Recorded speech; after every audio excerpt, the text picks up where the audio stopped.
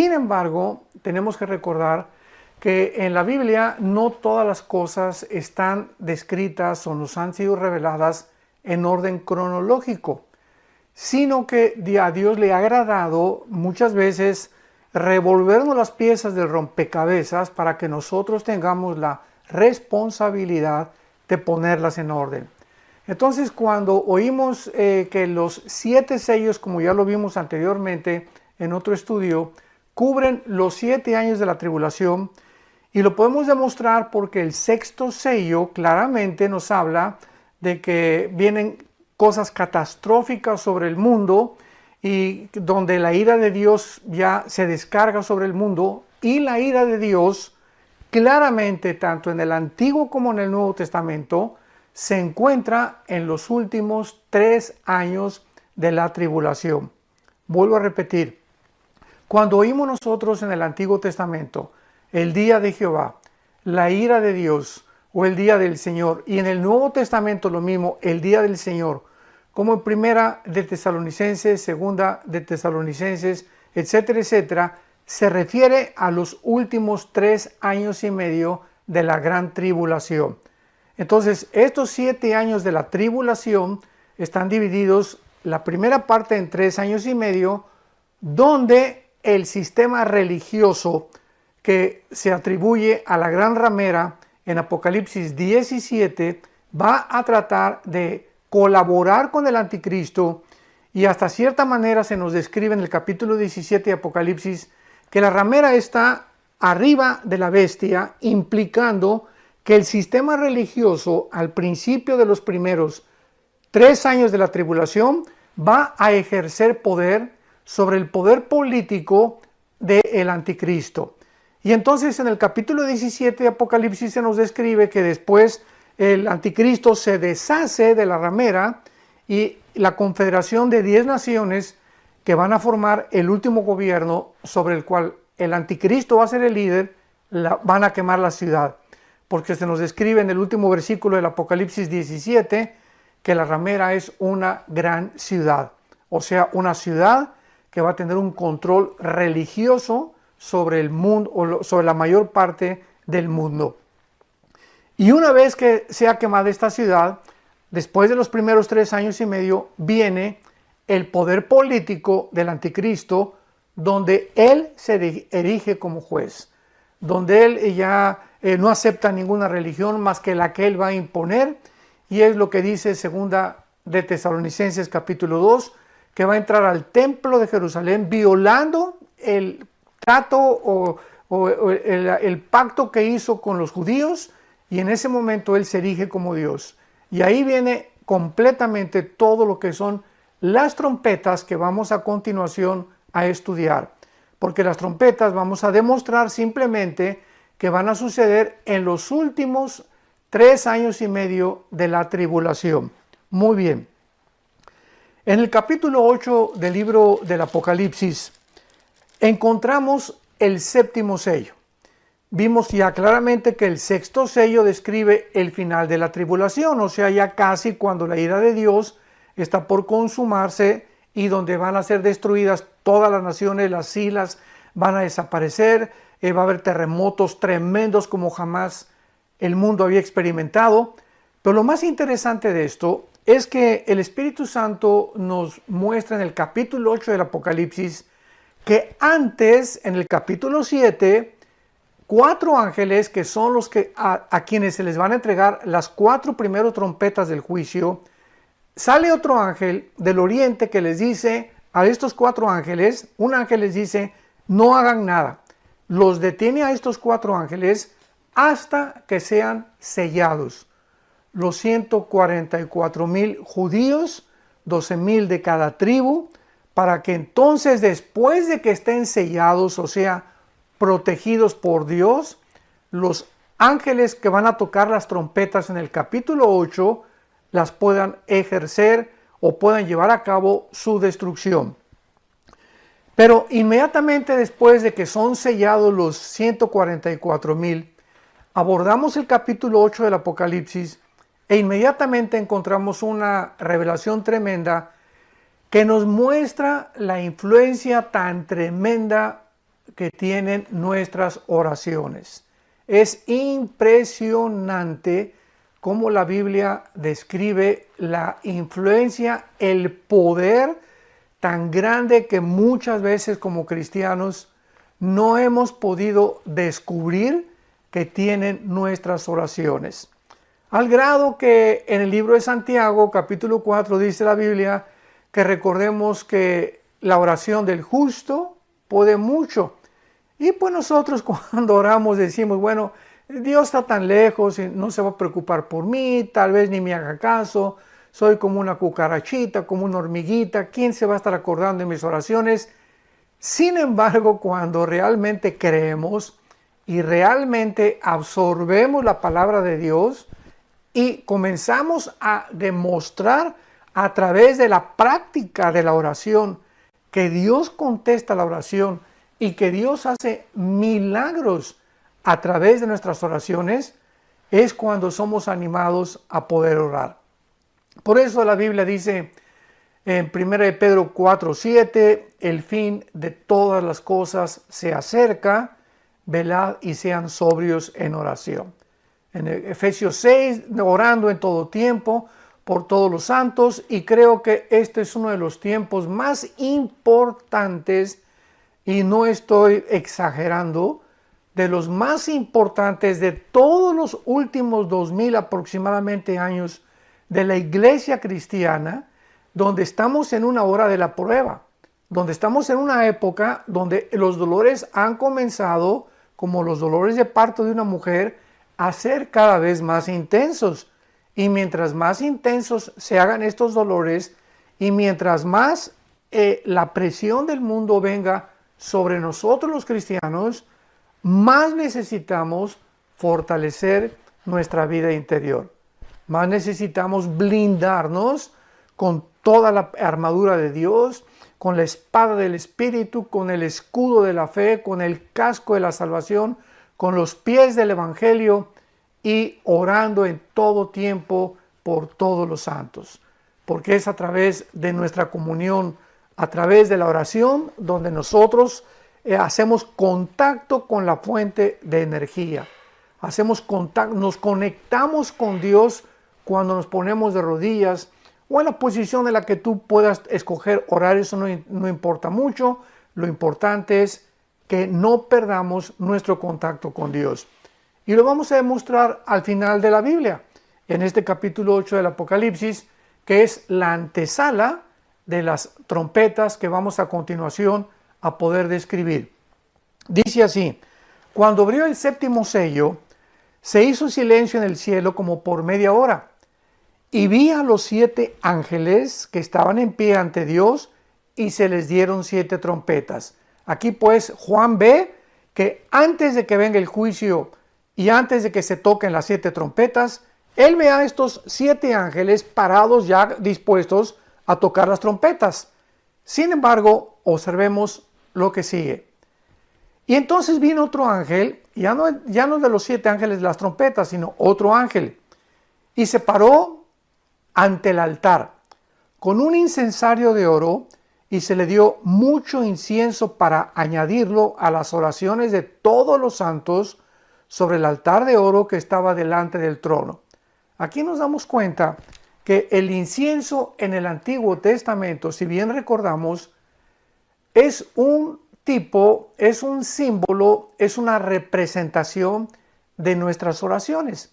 Porque es algo, ¿verdad? Es más, todavía Dios les dio los ingredientes especiales con los que debería hacerse el incienso. Hasta eso Dios es meticuloso y detallista, porque ahí involucra también el detalle y lo profundo que involucra las oraciones de todos nosotros.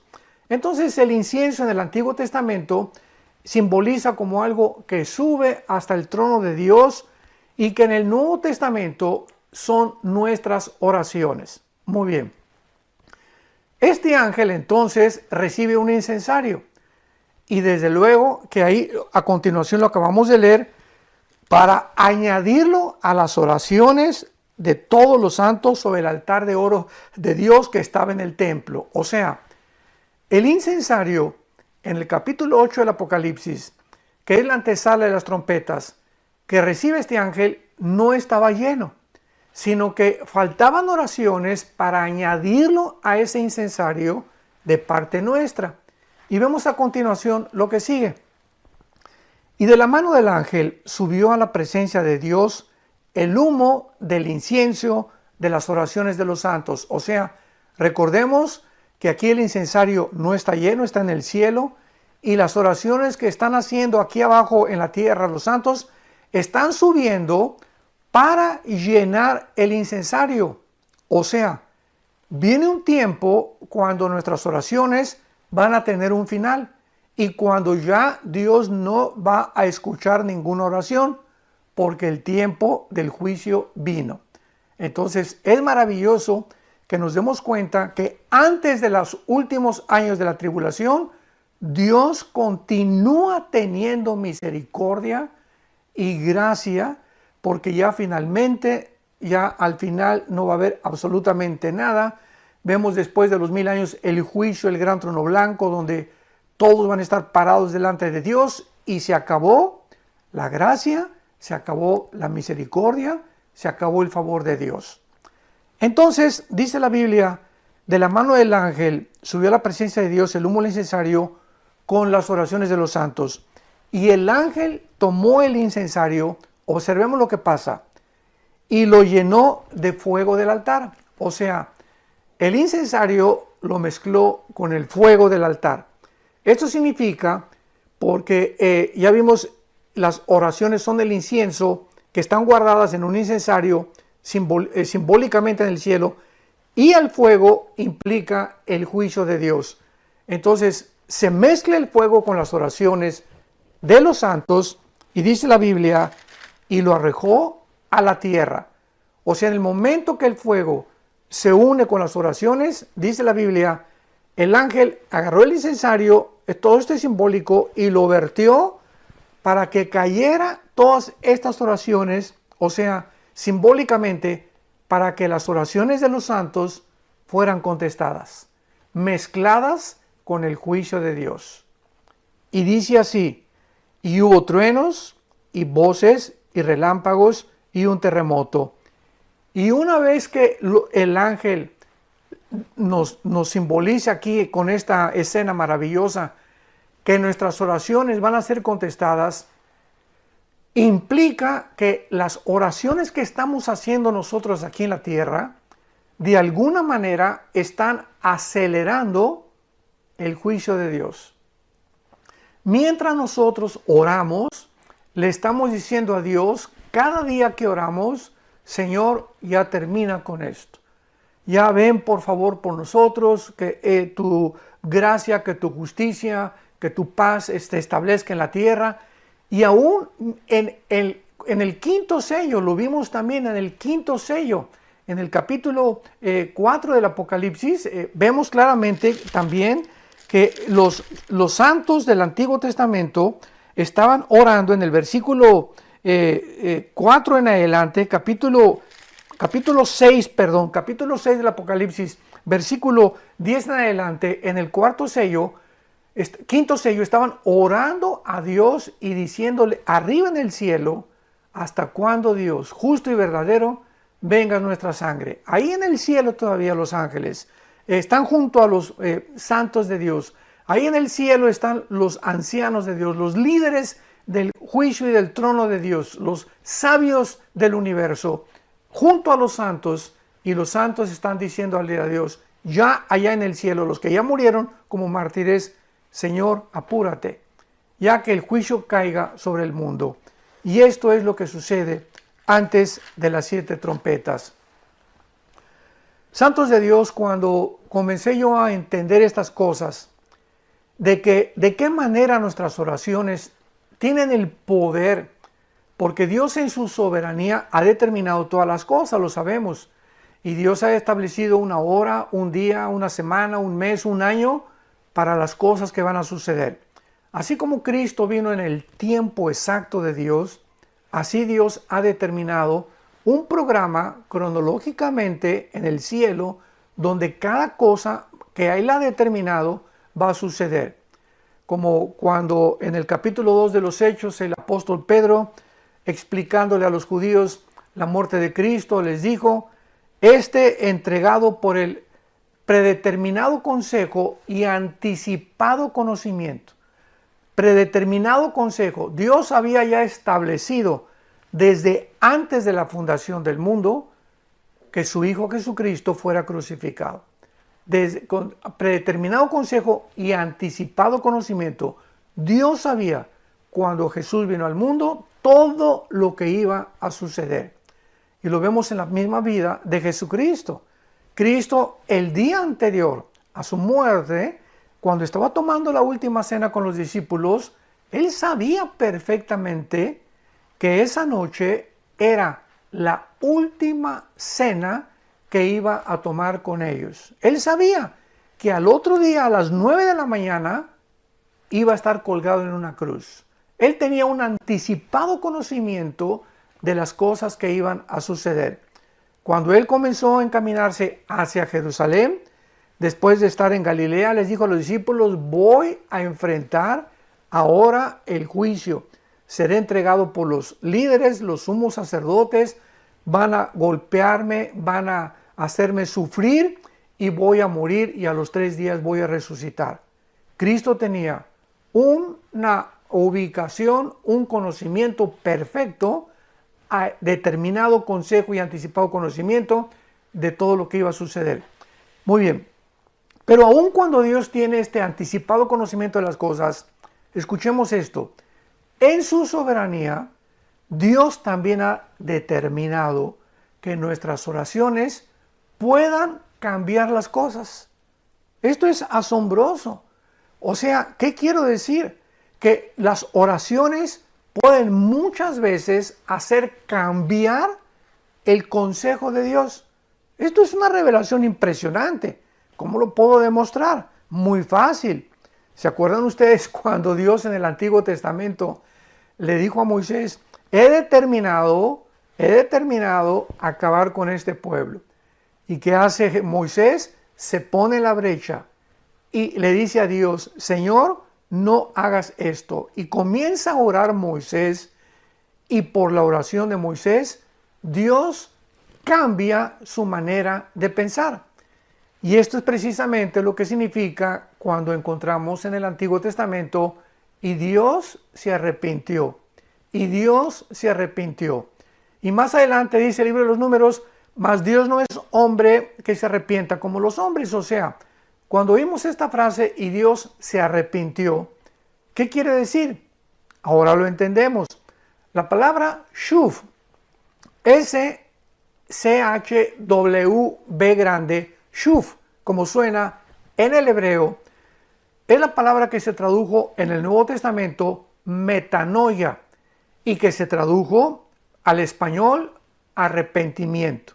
Entonces la palabra shuv en el Antiguo Testamento significa volverse, regresar a. ¿Qué es lo que significa el arrepentimiento? Vas en un camino, te arrepientes y cambias tu manera de pensar y regresas y te vuelves a Dios.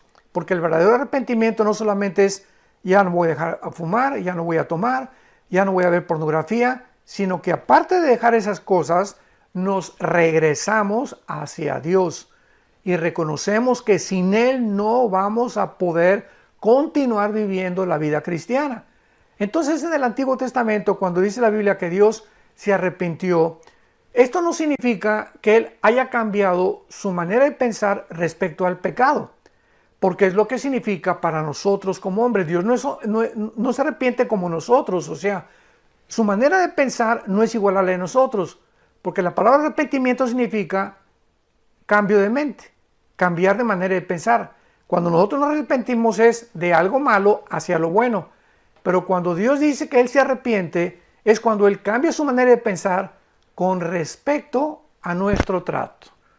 Y Dios se arrepintió, o sea, Dios cambió su manera de pensar en cuanto a lo que Él iba a hacer con el pueblo de Israel, en cuanto a lo que Él quería o tenía determinado para hacer. Y otro ejemplo lo tenemos con el famoso Jonás. La palabra Jonás, ¿verdad?, significa paloma, ya lo sabemos, paloma significa Jonás. Y cuando Jonás es enviado a Nínive, a una ciudad asiria, para que esta ciudad sea completamente destruida, Dios, cuando ve que se arrepiente la gente, ya Dios había determinado, voy a destruir a Nínive. Y Jonás feliz de la vida, porque Jonás era de esos profetas, ¿verdad?, del juicio, que cayera fuego inmediatamente sobre todos los enemigos de Dios. Lo mismo que los discípulos antes de que muriera Cristo le dijeron que caiga fuego y que los mate a todos los que están en contra de ti. Cristo les contestó, ustedes no saben de qué espíritu son. Entonces Jonás era este tipo de hombre, como hay muchos cristianos también, que caiga el juicio de Dios y que ya los consuma de una vez. Pero este no es el corazón de Dios muchas veces. Entonces cuando Jonás ve que Dios perdona a Nínive, se enoja. O sea, Dios había ya determinado que Nínive fuera destruida, pero el arrepentimiento, cuando se dieron vuelta de sus caminos y regresaron a Él, Dios los perdonó. Este es otro ejemplo tremendo de lo que estamos nosotros exponiendo, que nuestras oraciones tienen un poder tremendo, una influencia maravillosa.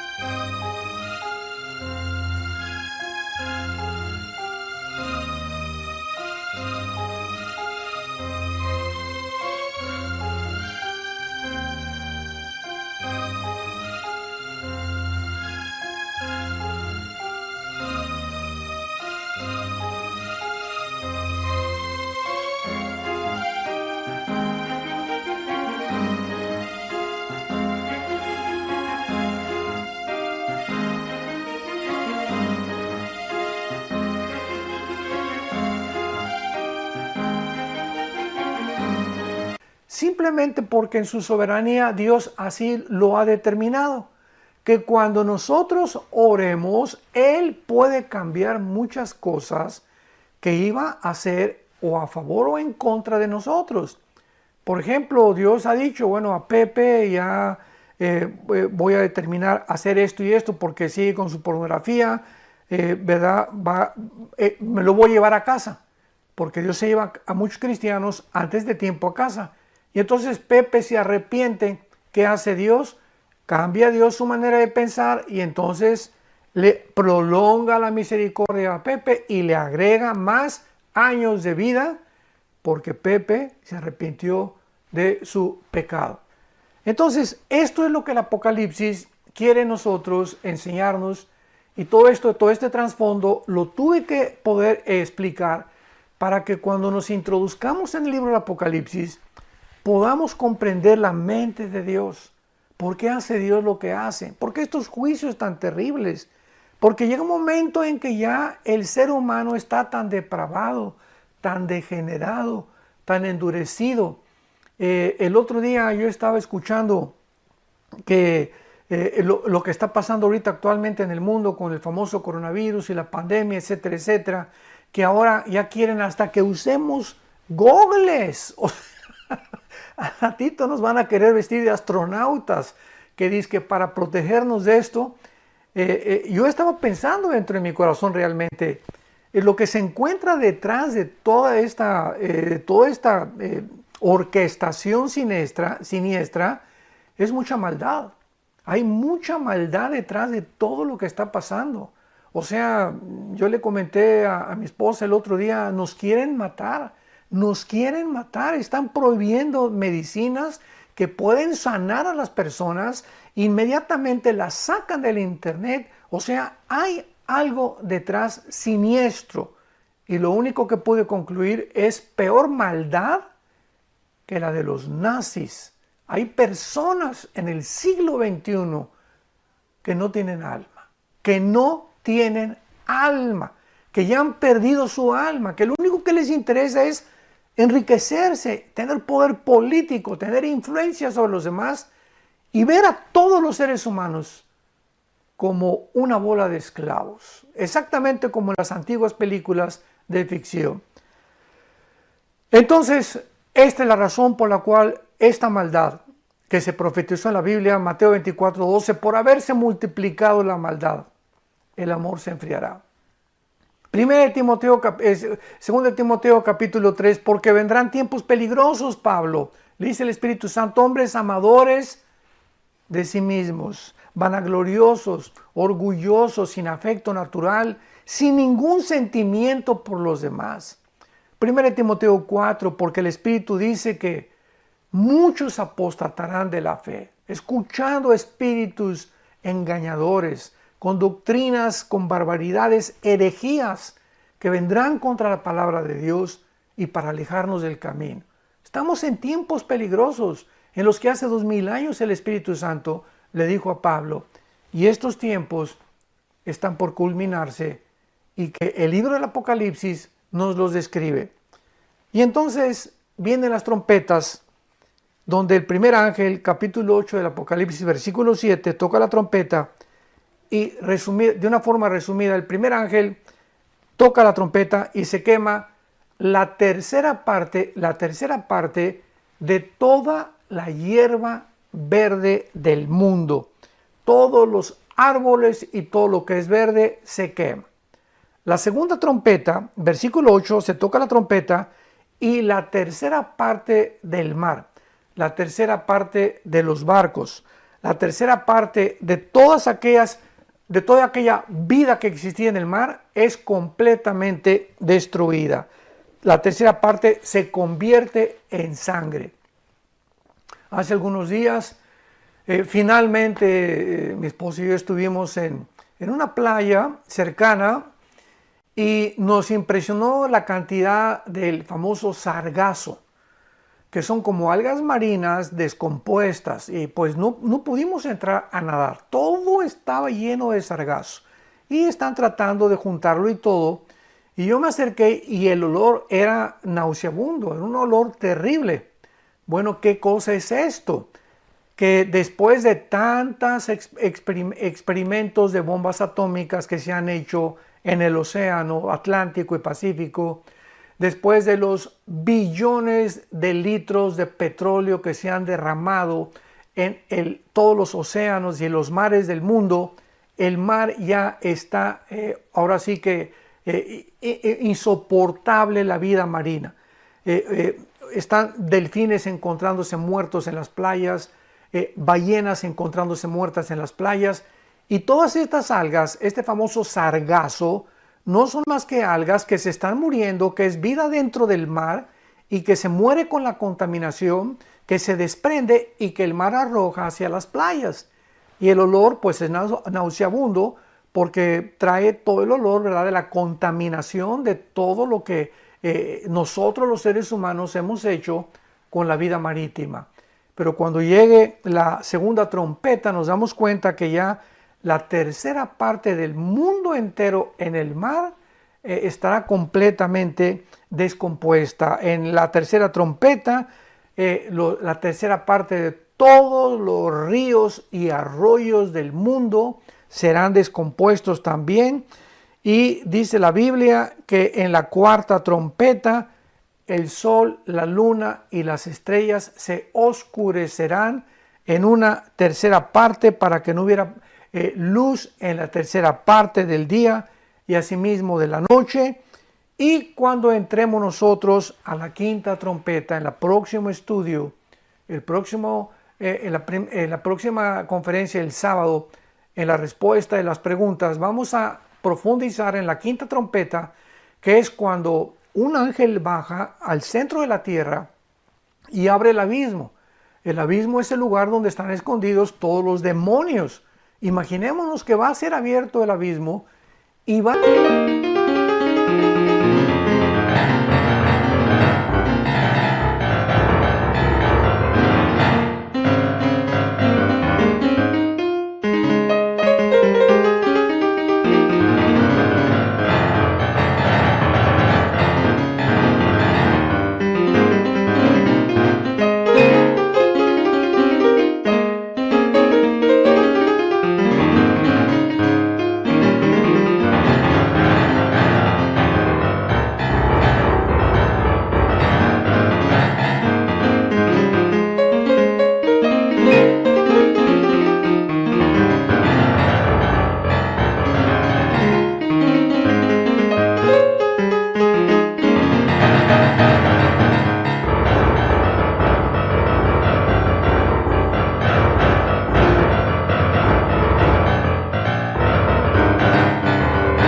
subir a la superficie de la tierra y se describe la forma de estos demonios como langostas, pero con una mezcla híbrida de seres humanos, de reptiles y además de insectos. O sea, es una mezcla híbrida que vamos a explicar en la próxima conferencia para darnos cuenta al grado en la que la genética moderna o la pseudociencia que está actualmente tratando de mezclar a los animales con los seres humanos, con el ADN humano, con el ADN de los humanos, va a tener su consumación. En el libro del Apocalipsis está claramente escrito, lo vamos a ver profundamente en la próxima respuesta que le demos, qué es lo que pasa en la quinta trompeta, para que podamos darnos cuenta lo cerca que nos encontramos precisamente de los juicios de Dios, que de alguna manera el Espíritu Santo nos está alertando y nos está previniendo en este tiempo. Busquemos a Dios con todo nuestro corazón. Quiero leer en el libro, en el Evangelio de Lucas, capítulo 21, lo que la Biblia dice claramente, o las advertencias que ya Dios nos hace para el tiempo que estamos viviendo. Dice Lucas 21, 34. Mirad también por ustedes mismos. Es tiempo que comencemos a vernos tal como nos ve Dios, con la inmensa vaciedad con la cual nacimos, vacío con el cual nacimos, y la profundidad de la maldad que traemos los seres humanos todavía, para que miremos realmente a Dios, que Él es el que nos mira, y que podamos nosotros escapar de las cosas que vienen sobre el mundo. Mirad también ustedes mismos que vuestros corazones no se carguen de glotonería y embriaguez y de los afanes de la vida. O sea, acordémonos que la vida no solamente es comer y beber, porque así hay millones de cristianos, desgraciadamente, que, Señor, cuando dan gracias por los alimentos, gracias Jesucito mío, que dáselos a los que no lo tienen, en el nombre de Jesús, amén. Y hasta cuando dan gracias por la comida, se vuelve mecánico y automático. Y comenzamos a creer solamente, ¿verdad?, que vivimos para comer y para beber, y no es así. Dice la Biblia, y de los afanes de la vida. O sea, tengamos cuidado que estas cosas que están sucediendo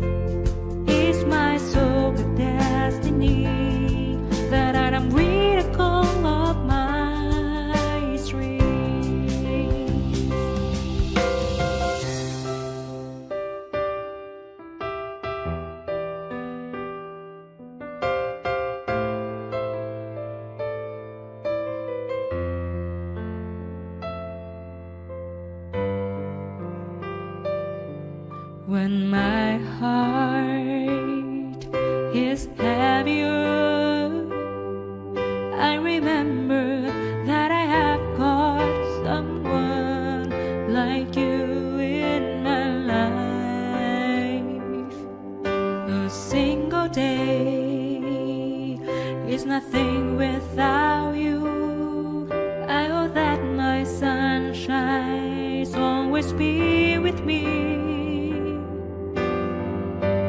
no entren a nuestra vida espiritual, a nuestra vida interior, y nos quiten la paz, y nos desenfoquen, perdamos la brújula y podamos perder el camino, y creamos que estamos siguiendo a Jesucristo, y ya dejamos de seguirlo, y muchos han comenzado ya a seguirlo desde lejos. Así fue como Pedro cayó en el pecado de negar a Cristo, cuando lo comenzó a seguir de lejos. Y finalmente dice la Biblia, y venga de repente sobre vosotros aquel día. ¿Cuál es aquel día? El tiempo que estamos estudiando en el Apocalipsis, que caerá sobre el mundo. porque como un lazo vendrá sobre todos los que habitan en la faz de la tierra. Velad pues, porque en todo tiempo orando, para que seamos tenidos, escuchen esto, para que seamos tenidos por dignos de escapar de todas estas cosas que vendrán y de estar en pie delante del Hijo del Hombre.